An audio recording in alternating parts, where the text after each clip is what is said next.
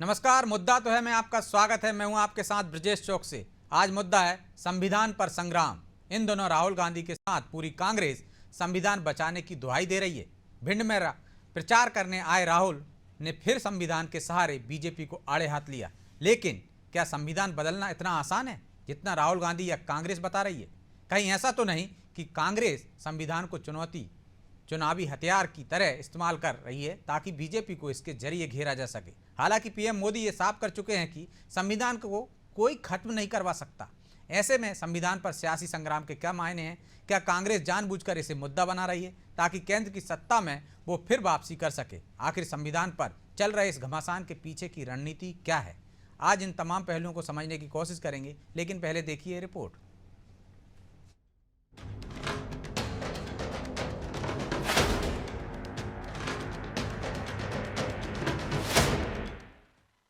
Congress party India गठबंधन जो संविधान को बचाने की कोशिश कर रहा है, प्रधानमंत्री ने,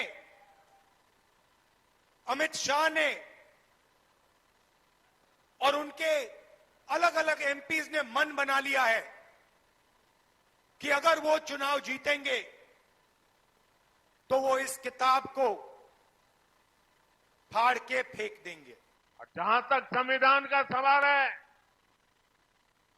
आप मान के चलिए और मोदी के शब्द लिख के रखिए, बाबा साहब आंबेडकर खुद आ जाए तो भी संविधान खत्म नहीं कर सकते हैं। इनके मेंबर ऑफ पार्लियामेंट ने कहा कि अगर हम चुनाव जीतेंगे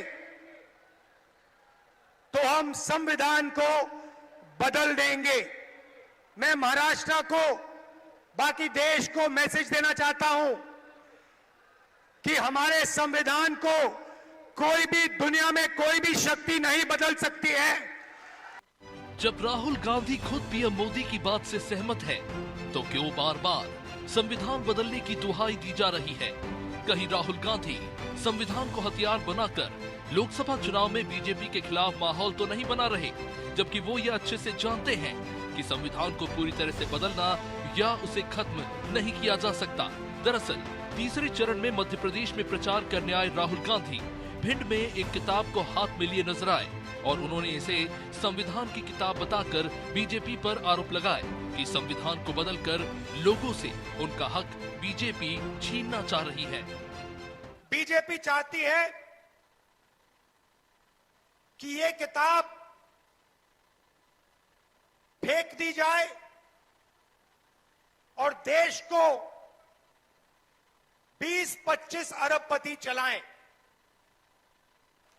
ये जो चुनाव हो रहा है, लोकतंत्र जो है, जिसने दलितों को, पिछड़ों को, आदिवासियों को, गरीब जनरल कास्ट को आवाज दी, वो सब खत्म हो जाएगा अगर ये किताब खत्म हो जाएगी।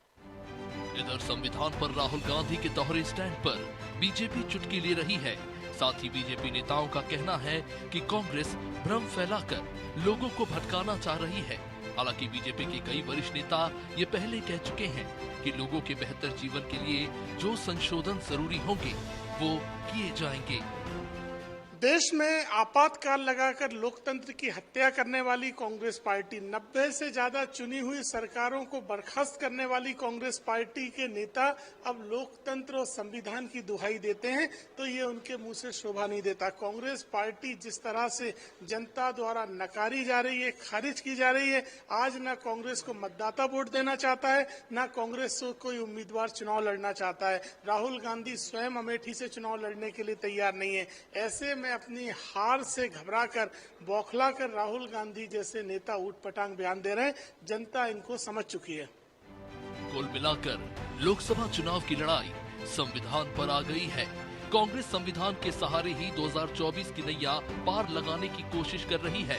यही वजह भी है कि राहुल गांधी के साथ ही पूरी कांग्रेस किसी भी घटना को संविधान से जोड़कर बीजेपी पर हमलावर हो जाती है। लेकिन संविधान के सहारे वो सत्ता की सीढ़ी चढ़ पाएगी, उसके आरोप कितने वोटर्स को लुभा पाएंगे? इन सवालों के जवाब के लिए 4 जून का इंतजार करना होगा। ब्यूरो रिपोर्ट, अनादि टीवी।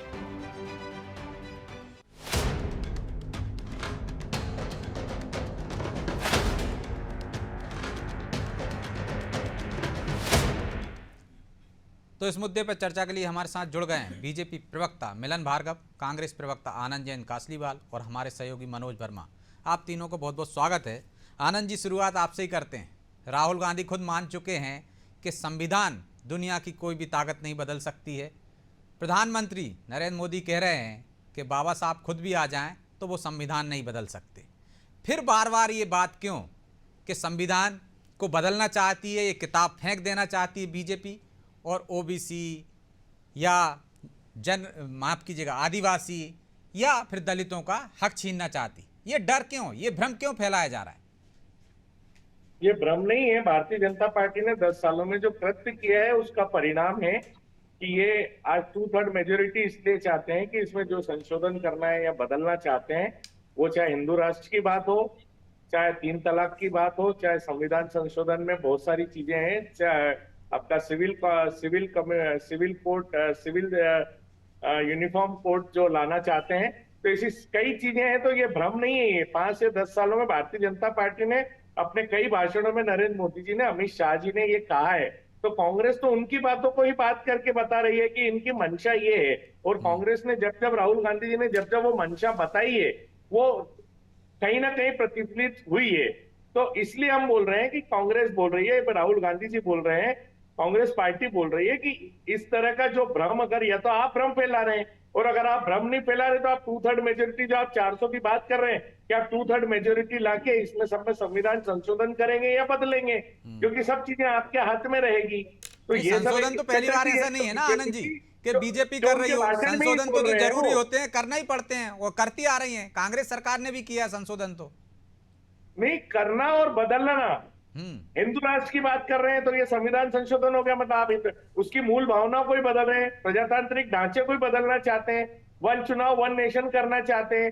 अरे हर स्टेट की, हर प्रदेश की अलग अलग स्थितियां होती हैं। लेकिन सुप्रीम कोर्ट भी कह चुका है ना, मूल भावना तो कोई नहीं बदल सकता है। नहीं, देखिए, सुप्रीम कोर्ट और बीजेपी क्या कह रही है, कांग्रेस अपना काम करती है, कांग्रेस अपनी बात को रखती है, कांग्रेस का अपना। तो आप वहीं आ गए ना कि जब हो नहीं सकता है तो फिर कांग्रेस क्यों कह रही है? मतलब आप उन मतदाताओं को एक तरह से भ्रमित कर रहे हैं, डरा रहे हैं। पार्टी के लोग, आप भारतीय जनता पार्टी के कई नेताओं के भाषण में वो बोल चुके हैं, तो आप उसको क्यों नहीं मान रहे हैं? आपने, राहुल गांधी जी ने बोला, आपने मान लिया, पर कई नेताओं के भाषण में, अमित शाह, नरेंद्र मोदी जी, ऐसे कई भाषण में पिछले 10 साल में उन्होंने ये बताया है कि हम संविधान संशोधन करेंगे, हम ये बदलेंगे, ये संशोधन करेंगे, ये चेंज करेंगे।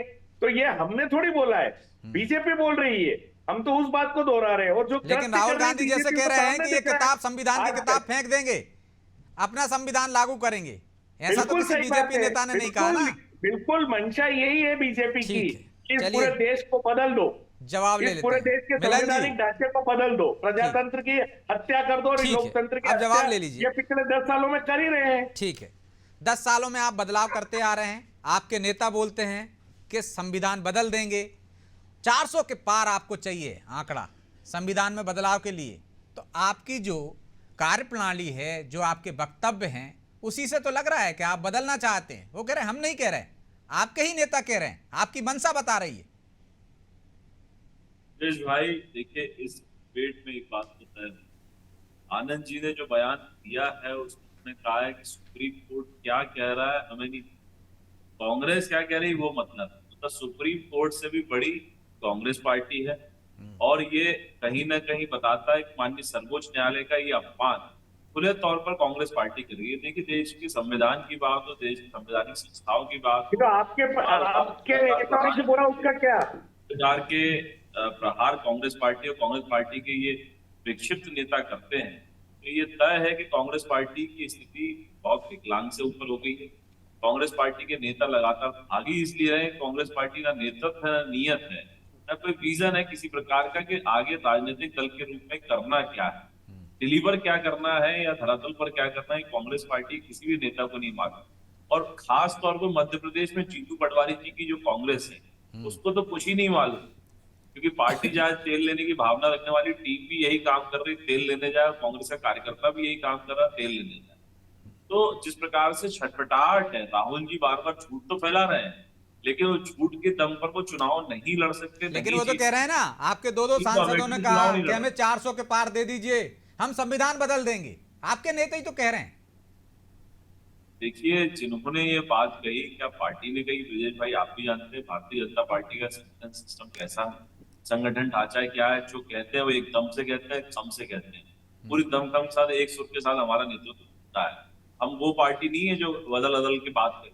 भारतीय जनता पार्टी में कैडर बेस है, कार्यकर्ता आधारित दल है, संगठन हमारे जो निर्देश देता है, कार्यकर्ता उसका अच्छे से पालन करता है। देखिए, ये चाहते हैं, ये तो बदलना 370 जैसा जो इस देश में दाग लगा था उसको खत्म किया, और कांग्रेस पार्टी कहती है हम आएंगे 370 लागू करेंगे। कांग्रेस पार्टी तो ये भी कहती है, आप पूछ तो लीजिए कि राम मंदिर को तोड़कर बाबर की मस्जिद बनाएंगे, बाबर का ढांचा बनाएंगे। कौन है बाबर की आक्रांता? अरे भैया, आपके पास दूसरा कोई काम बचा है कि संस्थाओं के पास? अब इस प्रकार के झूठ प्रलोभन बात कर रहे हैं, उसका जवाब दीजिए। समान नागरिक संहिता होगी, लेकिन ये कह रहे शरीयत के कानून से चले गए देश। कोड आप लागू करना चाहते हैं, क्या राम मंदिर की बात करते हैं? हमारे देश में राम मंदिर की रामायण आ जाने दीजिए ना आनंद जी, उनकी बात आ जाने दीजिए, मैं आपके पास आ रहा हूँ, मौका दो। सुन लीजिए। आनंद जी, वो कह रहे हैं कि वो बदलाव अच्छे के लिए करते हैं। ये साफ जाहिर है कि ये देश कानून से ना चले, ये देश संविधान से ना चले, ये कांग्रेस पार्टी के से चल रहा है। और कांग्रेस पार्टी तो शरीयत के कानून को लागू करना चाहती है, और जिस प्रकार से तुष्टीकरण की राजनीति के लिए इन्होंने आगे बढ़े हैं और कहा है कि देश के सारे संसाधन जो है उसका पूरा अधिकार किसका है? मुसलमानों का। अरे भैया, इस देश के संसाधनों पर सबका अधिकार है, समान अधिकार है। हम तो समानता की बात करते हो, आप विशेष तौर पर वोट हटाने की राजनीति जिस प्रकार से करते। छोटा सा जवाब ले लेते हैं, फिर मनोज जी के पास जाऊंगा। ठीक है आनंद जी, वो कह रहे हैं संविधान में हम बदलाव करते हैं, अच्छे के लिए करते हैं। 370 हटाने के लिए किया हमने बदलाव, जो भी बदलाव करते हैं अच्छे के लिए। आप शरीयत का कानून लागू करने के लिए करते हो, आप कहते हो कि बदलाव करेंगे, हम मस्जिद वहीं बनाएंगे, 370 भी वापस लागू करेंगे। तो फर्क है ना अच्छे का और बुरे का। तो हिंदू राष्ट्र की बात कौन कर रहा है? उन्होंने हम कहा कर रहे हैं, किसी नेता ने बीजेपी कर रही है। तो संविधान संशोधन में करके ही करेंगे ना। तो हिंदू राष्ट्र की बात, देश को विभाजन करने की बात कौन कर रहा है? एक तरफ तो आप बोल रहे हो सब अधिकार है, समान नागरिक अधिकार है, और उसके बाद आप हिंदू राष्ट्र की बात कर रहे हो। तो ये अधिकार आपको किसने दिया? चिल्ला चिल्ला के आपके नरेंद्र मोदी जी और अमित शाह जी चिल्ला चिल्ला के बोल रहे हैं, आपके आरएसएस के मोहन भागवत जी बोल रहे हैं हिंदू राष्ट्र हिंदू राष्ट्र। तो जब समान सर्वधर्म के लिए ये देश है, तो आपको ये अधिकार किसने दिया कि आप हिंदू राष्ट्र की घोषणा करें? ये अधिकार आप संविधान संशोधन में ही करके करेंगे ना। तो नियत आपकी खराब है, देश को बांटने की राजनीति आप करते हैं, तुष्टीकरण आप करते हैं, मुसलमानों का नाम ले लेके हिंदू मुसलमान में विभाजन भारतीय जनता पार्टी करती है। 400 के आंकड़ा पार दीजिए हमको, संसद में हम हिंदू राष्ट्र घोषित करेंगे, ऐसा कभी कहा है क्या पीएम ने? बिल्कुल कहा है साहब, बिल्कुल कहा है।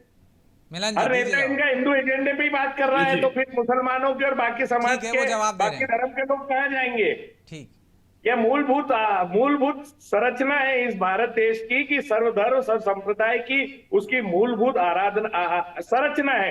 ये उसी को बदलना चाहते हैं, इसीलिए तो राहुल आपने गांधी बाद में जोड़ा था ना कांग्रेस ने धर्मनिरपेक्षता। मिलन जी जवाब दे रहे हैं। धर्मनिरपेक्षता बाद में नहीं जोड़ा, पहले से संविधान में है। ठीक, आनंद जी जिस समान प्रकार अधिकार अल्पसंख्यकों को है, तो विचारधारा स्पष्ट है, ना ही इनकी ये अधिकार है। मायने रखता है, ये सब बात को घुमाते हैं। मायने रखता है। एक बात स्पष्ट है कि चाचा नेहरू ने जिस प्रकार से धर्म के आधार पर इस देश के टुकड़े किए, वो मुसलमानों को पाकिस्तान दिया, और जब हिंदुस्तान बचा तो वो किसके लिए? हिंदुस्तानी तो है साहब, हिंदू कहाँ से आए? कहीं दूसरे देश से आए क्या? ये संरचना किसने करी? अम्बेडकर जी ने करी। सोनिया जी कहाँ की है? नहीं, सोनिया जी हिंदुस्तान की है। आज राजनीति की मेरी बात चलिए मैं लौट रहा हूँ दूसरे दौर में आपके पास। ठीक है आनंद जी, मिलन जी लौट रहा हूँ मैं। ठीक है लौट रहा हूँ। मनोज जी हम तो ये रहेंगे, लेकिन आनंद जी पता नहीं कहाँ जाएंगे, क्योंकि आनंद जी तो कह रहे हैं ये देश हमारा। आ रहा हूँ मिलन जी, आ रहा हूँ। मनोज देश हमारा नहीं, हमने तो बोला क्या ही नहीं। वजह है कि कितना जब झूठ बोलते हैं राहुल आप? गांधी खुद कह रहे हैं कि संविधान दुनिया की कोई भी शक्ति नहीं बदल सकती, तो इसके पीछे क्या वोट साधने की मंशा है? क्यों कहा जा रहा है बार बार कांग्रेस के तमाम नेताओं द्वारा कि संविधान बदलने के लिए 400 पार का नारा दिया है, 400 पार ये सदस्य लेकर आएंगे तो संविधान बदल देंगे और आदिवासी का, दलितों का, सबका हक छीन लेंगे? क्या इसके पीछे चुनावी रणनीति है? बिल्कुल, देखिए मोटे तौर पर अगर हम देखें तो इस चुनाव में मुद्दा विहीन चुनाव है। ये 2014 की बात करें, हम 2019 की बात करें, 2024 की बात करें। 14 में मुद्दा था, अच्छे दिन की बात थी, करप्शन था, यूपीए सरकार के समय का अन्ना हजारे का वो आंदोलन था, पूरे देश दुनिया ने देखा। 19 में हमने देखा था पुलवामा, बालाकोट, उसकी राष्ट्रवाद की प्रचंड लहर पर वो चुनाव हुआ था। लेकिन इस बार मुद्दा नहीं है। राहुल गांधी लगातार जो जातिगत जनगणना की बात उठा रहे हैं, लेकिन बिहार में जहाँ से नीतीश कुमार का उनको साथ मिला था, वो नीतीश कुमार अब एनडीए के पाले में आ गए हैं। ऐसे में अब एक बात हथियार ये बचा है, क्योंकि प्रधानमंत्री एक तरफ कह रहे हैं कि मेरे पास मेरे लिए कोई जाति नहीं है, आदिवासी है, महिला है, युवा है, वो उनकी जात बता रहे हैं। तो अब कांग्रेस के पास एक नैरेटिव उनको सेट करना। और दूसरी एक बात है जो अभी कांग्रेस के हमारे मित्र कह रहे थे, तो सबसे महत्वपूर्ण बात है कि 414 सीटें तो राजीव गांधी को भी मिली थी इंदिरा गांधी की हत्या के बाद, लेकिन संविधान संशोधन हुआ नहीं था। लेकिन हुआ ये था कि जब शाहबानो प्रकरण में सुप्रीम कोर्ट ने अपना फैसला दिया था, उस फैसलों को पलट दिया गया था। इंदिरा गांधी के पास 2/3 मेजोरिटी नहीं थी, लेकिन उन्होंने संविधान के प्रीएम्बल्स में, जिसको कोई बदल नहीं सकता था, संविधान सभा ने जो तैयार किया था, उसमें सेकुलर शब्द का इस्तेमाल उन्होंने जुड़वा दिया था आपातकाल के दौरान। तो अगर आपको ये संशोधन करना है तो ये जरूरी नहीं 2/3 आपको मेजोरिटी चाहिए, अगर आपको करना कर देंगे। जहाँ तक हिंदू राष्ट्र की बात है कि आप एक छोटी सी बात है, क्योंकि देश का विभाजन धर्म के आधार पर हुआ था, क्योंकि जिन्ना मुस्लिमों के लिए पाकिस्तान चाहते थे, तो बचा हुआ हिंदुस्तान किसके लिए था? हिंदुओं के लिए था। लेकिन तब भी पंडित जवाहरलाल नेहरू ने जब प्रधानमंत्री थे और पूरी संविधान सभा ने जब ये संविधान लागू हुआ, तब भी उसको हमने हिंदू राष्ट्र घोषित नहीं किया भारत को, हमने उसको एक धर्मनिरपेक्ष राष्ट्र रहने दिया। तो इसका मतलब साफ है कि हम ये चाहते थे कि जो लोग सद्भाव से रहना चाह रहे हैं, और आप देखिए आज दुनिया में दूसरी सबसे ज़्यादा मुस्लिम आबादी कहाँ है? वो हिंदुस्तान में है। तो ये जो कहना कि हिंदू राष्ट्र घोषित कर दिया जाएगा, और जो अटल बिहारी वाजपेयी ने भी कहा था कि अगर आप इसको हिंदू राष्ट्र बना देते हैं तो देश के जो 18-20 करोड़ मुसलमान हैं, क्या आप उसको हिंद सागर में ले जाकर फेंक देंगे? क्या दुनिया के किसी देश में उसको डिपोर्ट कर देंगे? नहीं कर सकते हो। तो ये जो जवानी जवा खर्चे कि अगर आएंगे तो ऐसा कर देंगे, और अगर संविधान बदलेगी बीजेपी तो क्या क्या कर सकती है? कांग्रेस ये बता रही है, नहीं बता रही है कि साहब वो संविधान बदल देंगे तो क्या कर देंगे? क्या राष्ट्रपति सिस्टम लागू हो जाएगा? क्या देश में चुनाव खत्म हो जाएंगे? क्या देश में एक दलीय व्यवस्था लागू हो जाएगी? या देश में क्या पुतिन नहीं, वो कह रहे हैं ना मनोज जी कि आपसे आपका हक छीन लेंगे, आरक्षण की बात कर रहे हैं, वो फिर कह रहे हैं ना आरक्षण आपको छीन के हिंदू देंगे राष्ट्र किसको? घोषित कर देंगे। तो ये किसी वोट बैंक को साधने के सवाल ये है कि जिस देश में 20% आदिवासी है, 50% ओबीसी की आबादी, उसका आरक्षण आप छीन के दे किसको दोगे? क्या बचे हुए 30% स्वर्णों को दे दोगा? नहीं दे सकते हो। तो ये तो सवाल ही नहीं उठता है कि देश में कोई ऐसा छेड़छाड़ कर सकता है। दूसरी एक बड़ी चीज़ है, अगर ये सब कर भी दिया मान लीजिए, फिर क्या होगा? क्या बीजेपी क्या ये करना चाह रहे हैं कि आप जिनपिंग जैसा, पुतिन जैसा कर देंगे कि भैया ठीक है अगले 40 तक मोदी प्रधानमंत्री रहेंगे या अमित शाह रहेंगे, योगी रहेंगे? नहीं हो सकता इस देश में।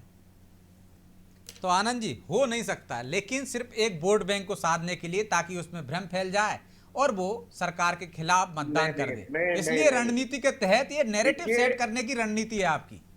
नहीं, नैरेटिव कोई सेट नहीं है। भारतीय जनता पार्टी ने पिछले 10 सालों में इनके सब वरिष्ठ नेताओं ने ये सब बातें करी है और इन्होंने वैसा कृत्य किया है। लोकतंत्र की हत्या की है, संविधान की हत्या की है। कई प्रकरण आपके नॉलेज में हैं। तो ये हम नहीं कह रहे हैं, 10 साल आपकी सरकार थी, मध्य प्रदेश में 25 साल से बीजेपी की सरकार है।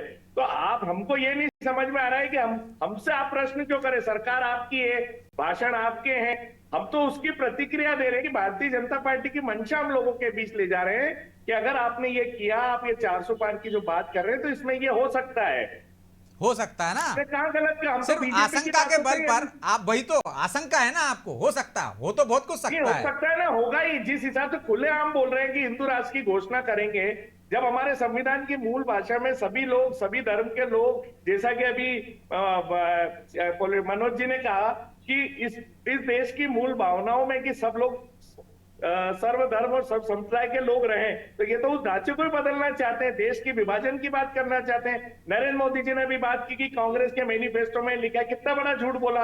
हमारे मैनिफेस्टो में कहीं नहीं लिखा है कि मुसलमानों को हम संपत्ति देंगे वसूल के। तो ये इसलिए आप भी झूठ बोलने लगे, तो आप भी झूठ बोल रहे हैं कि हक छीन लेंगे, संविधान बदल देंगे। इसलिए आप लोग भी झूठ बोल रहे हैं कि संविधान बदल देंगे, हक छीन लेंगे। हमने झूठ नहीं बोला, ये करेंगे। देखिए, जब 2/3 मेजोरिटी होगी तो ये कुछ भी कर सकते हैं। ये संविधान की बात है, संविधान है तो वो तो पहले भी कर सकते हैं ना। 400 पार की जरूरत नहीं है, जो मनोज जी ने बताया ना कि आपके पास भी थे 400 पार। क्या आपने बदल दिया? क्या जो बदलाव करना थी आप पहले भी कर चुके हो। जो संशोधन है वो तो 100 से ज्यादा हो चुके हैं ना अभी तक। फिर 2/3 मेजोरिटी क्यों लाना चाहते हैं? राजीव गांधी के पास थी, आप बताइए। राजीव गांधी प्रधानमंत्री थे, 414 सीटें थी, 414 सीटें थी। राजीव गांधी ने संविधान बदल दिया क्या? राजीव गांधी ने बदल दिया क्या? संविधान बदल दिया था क्या? नहीं बदला ना। और उन्हीं राजीव गांधी ने राम मंदिर का ताला खुलवाया, ये भी आप मानते हैं? ये भारतीय जनता पार्टी की एक खराब मानसिकता अरे है आनंद कि भाई, देश को विभाजन की ओर उन्हीं ले जाना राजीव चाहते हैं। गांधी ने हिंदू और राम मुस्लिमों मंदिर का को ताला लड़ाना खुलवाया चाहते था हैं। ना, ये भारतीय जिसका जनता क्रेडिट आप पार्टी लेते हैं। नीयत साफ नहीं है इस मुद्दे को लेके, वो चाहे संविधान की हो चाहे अच्छा, हिंदू आपके मुसलमान पास की आएगा हो। इतना बहुमत तो आप बदल देंगे 3 तलाक के मामले को या 370 के मामले को फिर से लागू कर देंगे? नहीं, हमने ऐसा वो तो नहीं आरोप कहा। लगा हमारी रहे हैं। सरकार आएगी तो अब देखिए इन्होंने जो किया है उस पर विचार विमर्श करेंगे, उसके तो सब ऐसे तो सत्यापन आपके पहलू को आपके भी इकट्ठा कई करेंगे। नेता बोल चुके ना कि 370 को हम खत्म, यदि उनने खत्म कर दिया तो हम फिर लागू करेंगे। तो क्या उसको मान ले पार्टी का, जिस तरह आप कह रहे हो उनके नेताओं ने? आपने तो देखिए हमारे नेताओं ने बोला और आपने तो कर दिया ना। मतलब आपके आपने यहाँ तो नेता किया बोलते ना। हैं, करते नहीं हमने है। बोला और आपने ये किया। बोलते हैं तो कर मतलब देते हैं। इसका मतलब आशंका ये है कि आपने किया तो हाथ कंगन को आलसी के आपने तो कर नहीं ही तो दिया। ऐसे एक से एक दो उदाहरण तो बताइए कि जिससे संविधान खतरे में बीजेपी ने कर दिया या एनडीए सरकार ने।